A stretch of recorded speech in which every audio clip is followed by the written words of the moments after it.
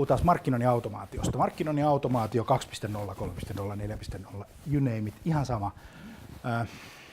Me on nyt tehty markkinoinnin automaatiota 5 vuotta, josta vähän yli 4 vuotta niin kuin oikeasti.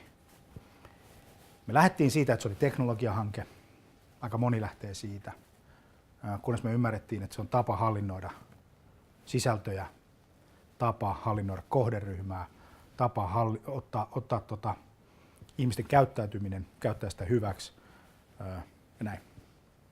Julkaista sisältöjä, personoida viestintää, tehdä asioita automaattisesti. Mitä markkinoinnin automaatio ei ole, niin se ei ole helppo ratkaisu. Mutta se on teknologiaa, joka muuttaa sen koko sun pelin. Mutta jotta sä voit muuttaa sen pelin, niin sun on ensin ymmärrettävää, että mitä sä oot muuttamassa. Ja sä oot muuttamassa sitä koko markkinoinnin niin kuin ketjua.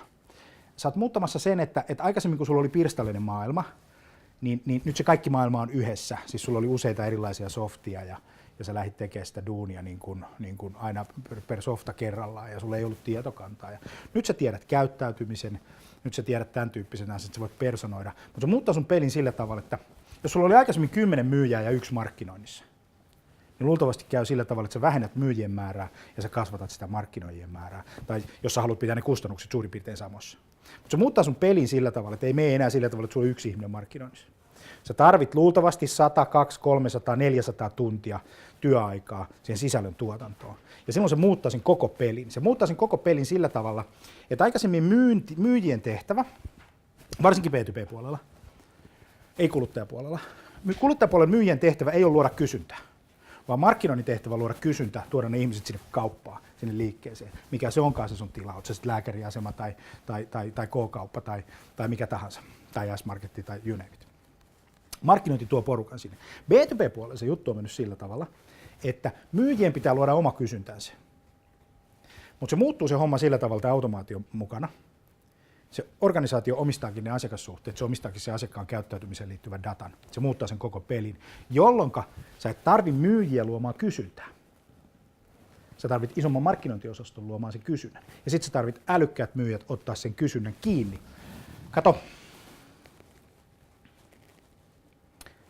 alle minuutti pitää olla sun reaktioaika sun verkkoliidiin. Siitä syystä, että sä saat sen intensiteetin kiinni ja pääset siihen aikaikkunaan käsiksi, kun se ihminen miettii sua ja se on ostamassa. Ja sä tarvit siihen asiakaspalveluhenkilön, sä tarvit siihen myyjän, joka nappaa sen kiinni, sen kysynnän ja alkaa palvelemaan sitä. Sitten se juttu rupeaa toimimaan. Mutta jotta sä pääset tämmöisiin reaktioaikoihin kuin alle minuutti, jotta sä pääset siihen, että sä rupeat tuottaa 400 tuntia sisältöjä koko vuoden, eiks niin? Se on 48 000 tuntia. Eiks niin? Joo. Mitä se on? Mä en osaa laskea. 400 tuntia kuukaudessa kertaa 10, 4800 tuntia, eikä 48 000. Aaltonen lyhyt matikka. Tarvii aina välillä laskuria. Mutta se ei ole oleellista, tämä ei ole matikan koe.